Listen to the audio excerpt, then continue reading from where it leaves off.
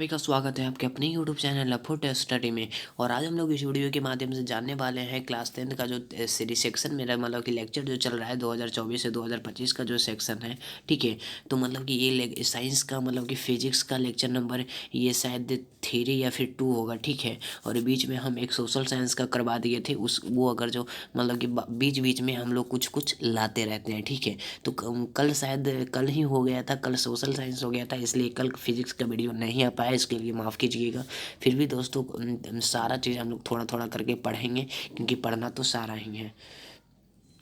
इसलिए दोस्तों हम लोग एक रूटीन के अनुसार पढ़ेंगे, एक रूटीन बनाएंगे। ठीक है, जिसमें सारा सब्जेक्ट को अलग अलग वाई डिवाइड में बांट करके पढ़ेंगे। लेकिन आज हम लोग पढ़ने वाले हैं फिजिक्स, और फिजिक्स का मतलब हम लास्ट में चले गए थे, शायद अपवर्तन कोण हम चले गए थे। ठीक है, अपवर्तन कोण का ये नोट नंबर 1 2 3 अभी 1 2 मतलब कि नहीं उसमें पढ़े थे। तो आज हम लोग इसमें इस वीडियो के माध्यम से मतलब कि 1 और 2 बताने वाले हैं। तो देखिए दोस्तों, डायरेक्ट हम बिना टाइम वेस्ट करते हुए डायरेक्ट हम लोग स्टार्ट करते हैं। ठीक है, तो नोट 1 है मेरा। नोट 1 उससे पहले आप जान लीजिए कि उससे पहले क्या पढ़ाया गया था। उससे पहले पढ़ाया गया था शायद अपवर्तन कोण। ठीक है, अपवर्तन कोण वहाँ पर पहले पढ़ाया गया था। अगर जो नहीं देखे हो तो पहले लास्ट वाला मतलब लेक्चर नंबर 1 या 2 होगा, वो जाके देख लेना, उसका लिंक चैनल का डिस्क्रिप्शन में मिल जाएगा। ठीक है, तो ये पूरी तरीके से समझ में आएगा। फिर भी थोड़ा सा हम बता देते हैं अपवर्तन कोण शायद था। ठीक है, तो आपको हम बताते हैं, ये जो है ये कोई मान लो सीधी कोई रेखा है। ठीक है, मतलब कि ये सतह है और सतह से कोई किरण आ रही है। ठीक है, और आ रही है और इसके बीच ये जो है ये एक अभिलंब है। ठीक है, और आने के बाद ये अगर जो इधर चली जाती है तो इसे बोलते हैं परावर्तित किरण। ठीक है, और देखिए सॉरी दोस्तों, ये देखिए इसे बोलते हैं परावर्तित किरण। अब देखिए, ये देखिए इनके बीच ये आने वाली किरण है ना, ये आने वाली किरण है ना, तो इनके बीच जो कोण बनता है वो आपतित कोण, आपतन कोण बनता है। ओके, ये आपतन कोण बनते हैं और इस किरण का नाम है आपतित किरण। क्या नाम है?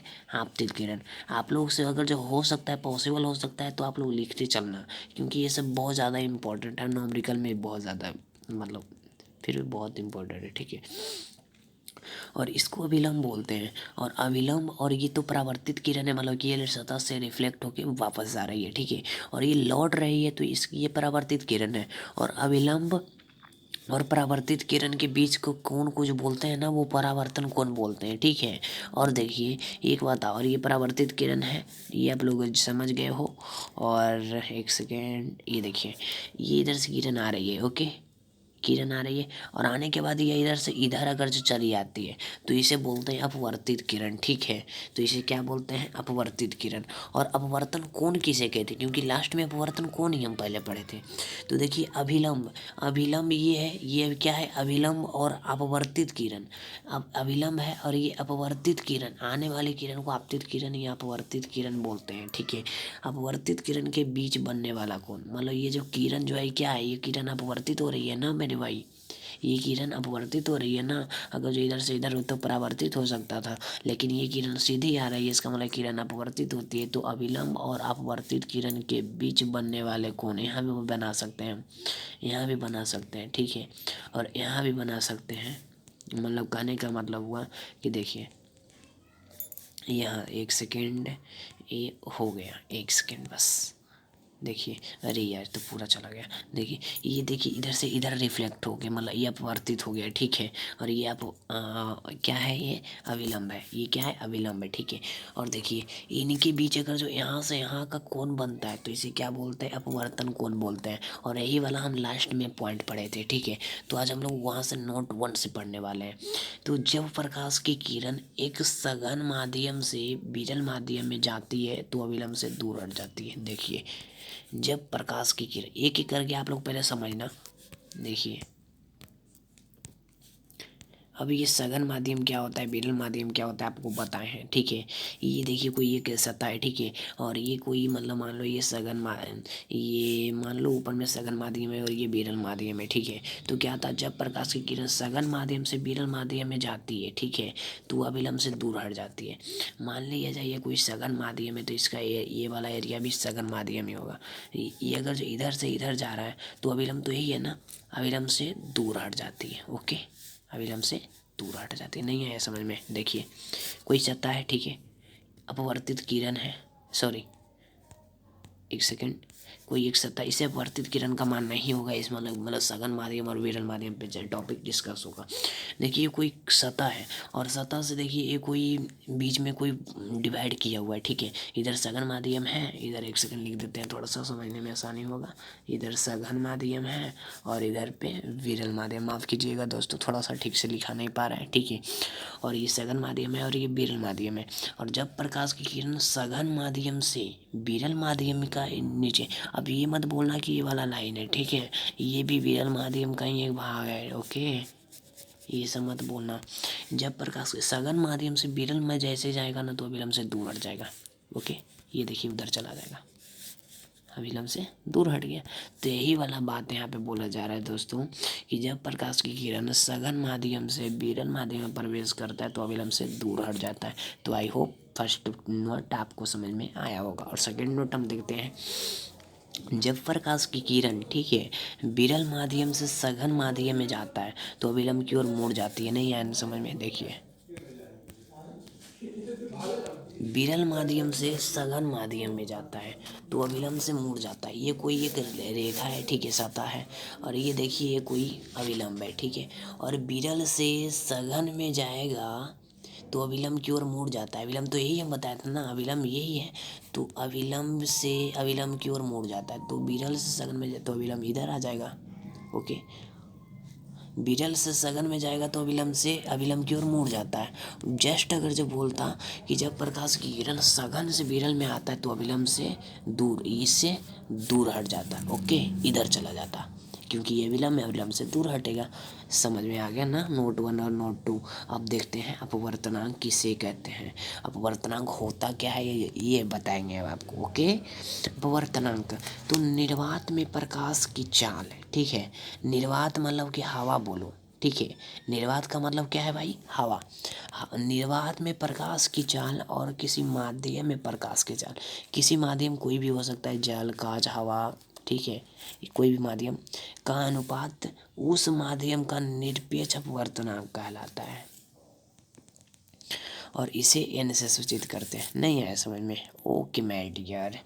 देखिए अपवर्तनांक का मतलब होता क्या है, ठीक है। निर्वात में प्रकाश की चाल, इसको निर्वात बोलो या फिर हवा बोलो, ओके, बात बराबर है। तो निर्वात में प्रकाश की चाल और किसी माध्यम में प्रकाश की चाल, ठीक है, का जो अनुपात होता है, मतलब मान लिया जाए निर्वात में प्रकाश का चाल 3×10⁸ मीटर होता है, ठीक है।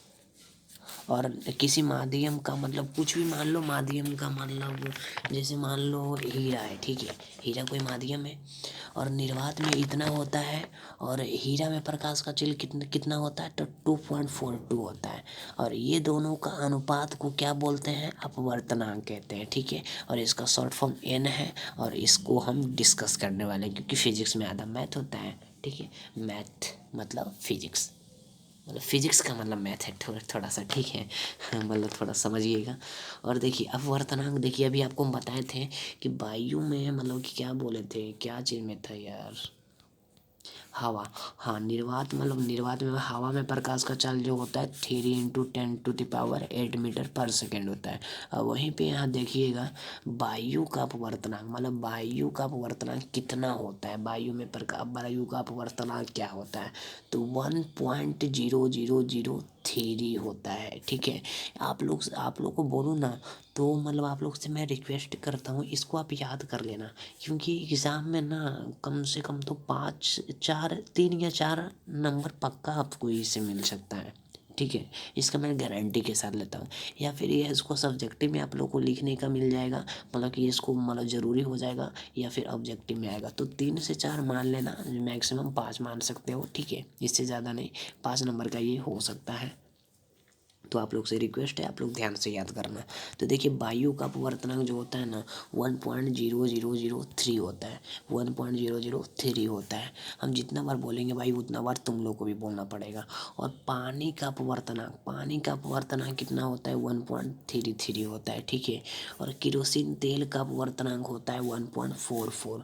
एल्कोहल का अपवर्तनांक कितना होता है 1.36, ठीक है। 36 नहीं बोलना है, मतलब 36 भी इसको नहीं बोलना है। पॉइंट के बाद जो होता है ना वह टूट जाता है, 3 6 ऐसे बोलेंगे, ओके। तारपीन का अपवर्तनांक 1.47 और देखिए कार्बन डाइऑक्साइड का अपवर्तनांक 1.63 और बेंजीन का अपवर्तनांक 1.50 और देखिए थोड़ा सा और है, बस 4 को ही है, ठीक है। क्राउन्ड कांच का अपवर्तनांक जो होता है 1.48, ओके, से यहाँ के बीच कुछ भी हो सकता है, ठीक है, आप लोग याद कर लेना। सेगा नमक का अपवर्तनांक जो होता है 1.54 होता है। हीरा का अपवर्तनांक 2.42 होता है। बर्फ का अपवर्तनांक 1.31 होता है, ठीक है। तो दोस्तों आप इसको आपको याद करना ही पड़ेगा, इसका कोई ट्रिक व्रिक है नहीं, ठीक है। तो आप लोग से रिक्वेस्ट है, इसको कम से कम रटना तो पड़ेगा, क्योंकि आधा तो याद करना ही पड़ता है। समझाएंगे हम कौन सा समझा सकते हैं, क्वेश्चन रहेगा वो समझा देंगे, ठीक है, लेकिन ये भाई इसको तो याद करना पड़ेगा, ओके। तो आप लोग कुछ गलत मत समझना, आप लोग को याद करना पड़ेगा, आप लोग याद करोगे, ठीक है।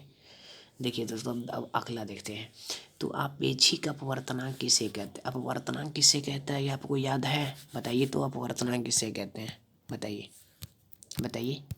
नहीं याद है, भूल गया ना। देखिए निर्वात में, ठीक है, मतलब कि निर्वात का मतलब हवा हम बताए थे, हवा में प्रकाश का चाल और किसी माध्यम में प्रकाश का चाल, माध्यम कुछ भी, जल, हीरा, कुछ भी, इन दोनों का जो अनुपात होता है उसी को अपवर्तनांक कहते हैं, ठीक है।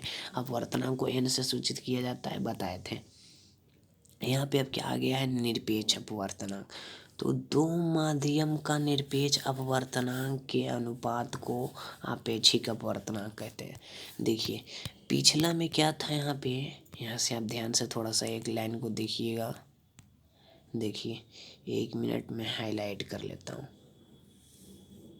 निरपेक्ष अपवर्तनांक मतलब, कहने का मतलब हुआ अपवर्तनांक का मतलब निरपेक्ष अपवर्तनांक कहते हैं, ठीक है। मतलब कि अपवर्तनांक को दूसरा नाम निरपेक्ष अपवर्तनांक भी बोल सकते हैं। तो देखिए यही बात बोला है यहाँ पे, एक सेकेंड। दो माध्यम के निरपेक्ष अपवर्तन, निरपेक्ष अपवर्तन मतलब कि बताइए तो, जो डिवाइड किए थे वही ना। निरपेक्ष अपवर्तनांक के अनुपात को, वो जो अनुपात है, अनुपात का जो वैल्यू जो प्राप्त होगा उसको आपेक्षिक अपवर्तनांक कहा जाता है, ठीक है। क्या कहा जाता है, आपेक्षिक अपवर्तनांक। और प्रिज्म किसे कहते हैं? प्रिज्म मतलब कि किसी कोण पर झुके, ठीक है, दो समतल पृष्ठ से घिरा पारदर्शी माध्यम। पारदर्शी माध्यम का मतलब होता है जिससे प्रकाश आर पार जा सके। अपारदर्शी माध्यम का होता है जिससे प्रकाश आर पार नहीं जा सके। और पारभासी माध्यम का मतलब होता है जिससे प्रकाश का कुछ अंश जा सके, जैसे घिसा हुआ कांच, जली हुई कागज, क्या है, पारभासी माध्यम है, ठीक है। तो प्रिज्म किसी कोण पर झुके, देखिए हम लोग जो रेनबो प्राप्त करते हैं, ठीक है, जो रेनबो हम लोग प्राप्त करते हैं उसको क्या मतलब, उसको प्रिज्म से ही दर्शाते हैं, ठीक है। इसको शॉर्ट फॉर्म क्या है, एक सेकंड, भूल चुके हैं यार। देखिए रेनबो ही है, RAI। तो देखिए इस प्रकार से प्रिज्म को, इसको प्रिज्म कहा जाता है, ठीक है। और ये प्रिज्म से प्राप्त रंग को क्या कहा जाता है, शायद वर्णफट या फिर कुछ कहा जाता होगा। अगर जो गलत है दोस्तों तो आप लोग याद मत करना, मैं ऐसा बता रहा हूँ, ठीक है। तो देखिए प्रिज्म किसी कोण पर झुके दो समतल पृष्ठ के बीच घेरे पारदर्शी माध्यम। घेरे पारदर्शी मतलब कोई कोण पे कोई पारदर्शी माध्यम घिरा हुआ है, ठीक है। ये यार क्या हो रहा है, कोई एक पारदर्शी माध्यम घिरा हुआ है तो उसी पारदर्शी माध्यम को प्रिज्म कहते हैं, ठीक है। और प्रिज्म का अपवर्तन पृष्ठ किसे कहते हैं? प्रिज्म का अपवर्तन पृष्ठ किसे कहते हैं? देखिए प्रकाश का आगमन जिन दो फलकों से होता है, ठीक है, मतलब कि प्रकाश का आगमन जहाँ से भी होता है, ठीक है, एक सेकेंड। प्रकाश का आगमन जिन दो फलकों से होता है, ठीक है, फलक ये फिर नीचे या फिर नीचे या फिर ऊपर, ठीक है, जिन दो फलकों से होता है उसे प्रिज्म का अपवर्तन पृष्ठ कहते हैं, ठीक है। तो दोस्तों नेक्स्ट वीडियो में हम लोग लेंस से स्टार्ट करेंगे। आज का सेक्शन बस यहीं तक रहा, तो मिलते हैं नेक्स्ट वीडियो में दोस्तों, तब तक के लिए जय हिंद।